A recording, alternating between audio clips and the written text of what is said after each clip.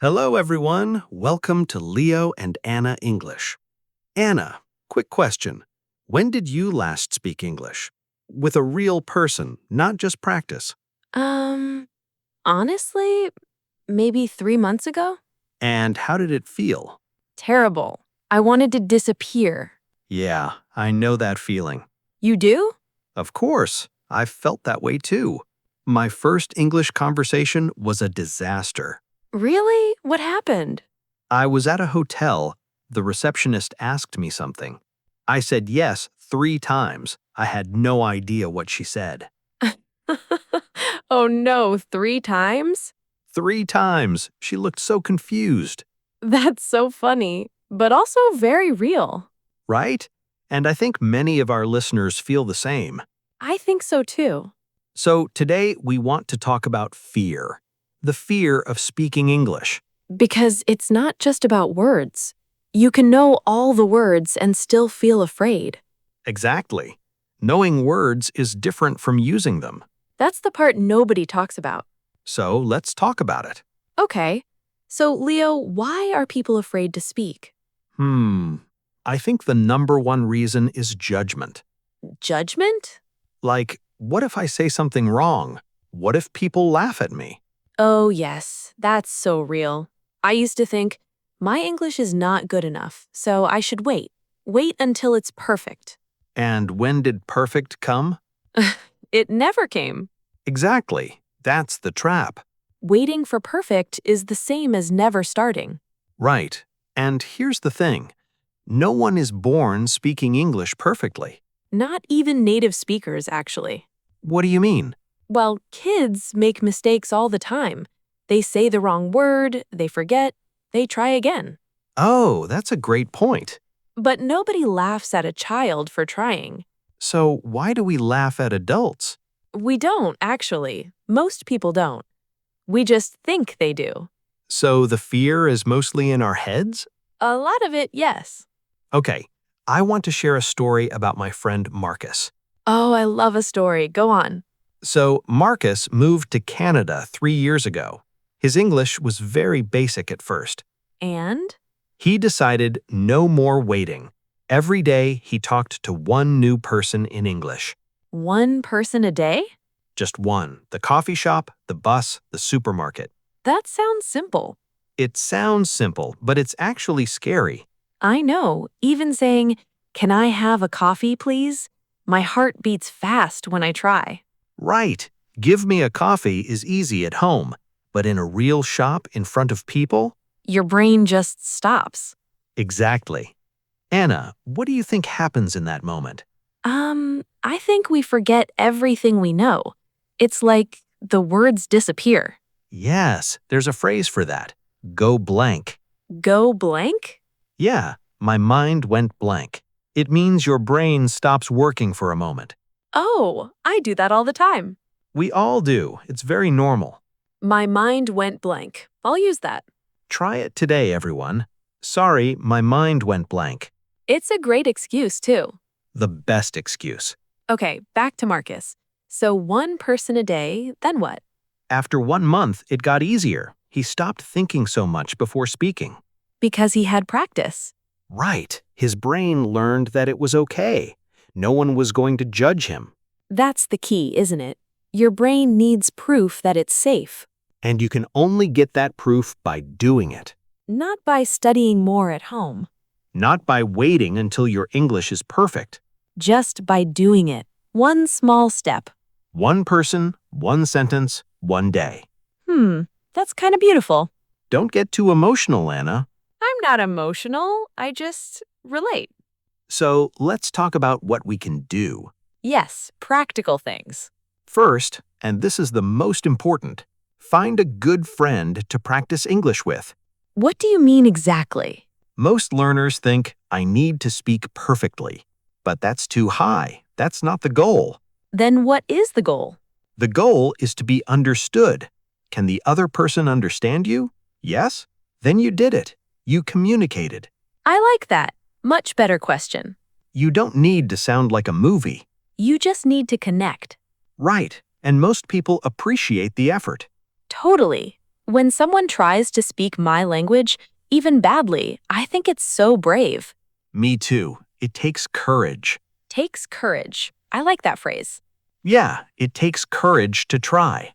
That's today's language highlight. Oh, good one. It takes courage. Courage means bravery, the strength to do something scary. And it takes means you need it. You must have it. So, speaking English takes courage. Every time you open your mouth in English, you are being brave. I really believe that. If you liked that, drop a like for us. And follow Leo and Anna English so we can keep talking. Okay, but Leo, I want to push back a little Oh, on what? on the just do it advice.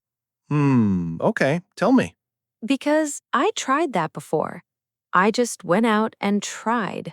And it went badly. And I felt worse after. Okay, that's fair. What happened? I was in a meeting, an international meeting. My boss asked me to speak in English in front of 12 people. Oh no, that's a lot of pressure. I froze completely. I couldn't say a word. What did you do? I said sorry and looked at my notes for a very, very long time.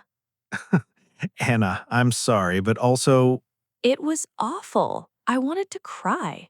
okay, so just do it doesn't always work. Right. The situation was too big. So what's the fix? Start small, really small. Like Marcus and his one person a day. Exactly. Don't start with a big meeting.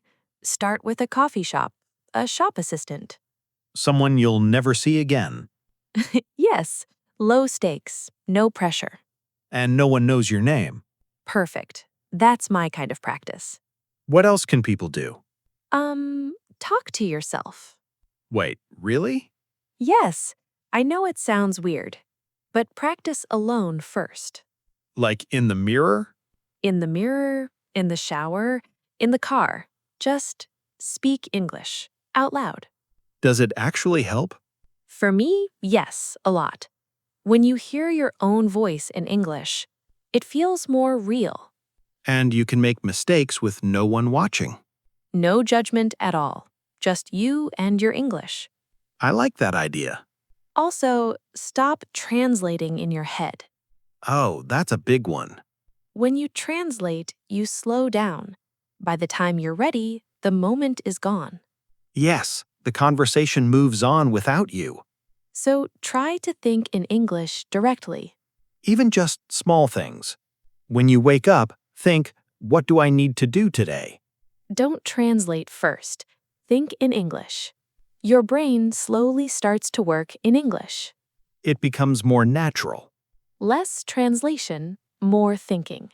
Okay, one more thing. Find your English person. What's that? Someone you can practice with regularly. A friend, a colleague, even online. Someone who won't judge you. Someone you can be bad in front of. Yes, be bad. Learn together. I had a friend like that. His name was Dan. We met in an online English group. Oh, nice. And you practiced together? Every week, 1 hour, just us talking. No teacher, no textbook, just conversation. Did it feel strange at first? Very strange and very slow. Long silences, a lot of, But you kept going? We kept going for 6 months. And after 6 months? The silences got shorter. The words came faster. Because your brain had the habit, Exactly, the habit of speaking. not the habit of studying about speaking. Right, there's a big difference. That makes me think of something. What? We say, I'm learning English, but maybe we should say, I'm practicing English. Oh, I like that idea. Learning sounds like a classroom, Practicing sounds like a musician, and musicians practice every day, even when they make mistakes. especially when they make mistakes. I love that. Practice, not learn. That's actually a great language highlight. Yes, practice versus study. To study, you read, you watch, you listen. To practice, you do it, you speak. Both are important. But most people only study And wonder why they can't speak, because speaking only comes from speaking.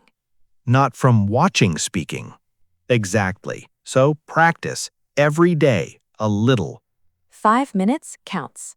5 minutes of real practice, better than 2 hours of studying. I believe that 100%. I want to end with something I really believe. Go ahead. Every time you speak English and feel afraid, and you do it anyway, you are teaching your brain something important. What is it teaching your brain? That it's safe, that you survived, that it wasn't as scary as you thought. And next time, it's a little easier. A little easier, and then a little more. That's how confidence grows. Not from studying, from doing. From doing and surviving the fear. Courage is not the absence of fear. It's doing it even when you're afraid. And if you can listen to this podcast in English, You already have that courage. every single episode, So keep going. Don't wait for perfect. just speak, one word at a time. One conversation at a time. And we'll be here every week at Leo and Anna English. Thank you so much for listening today. Take care, everyone. Bye.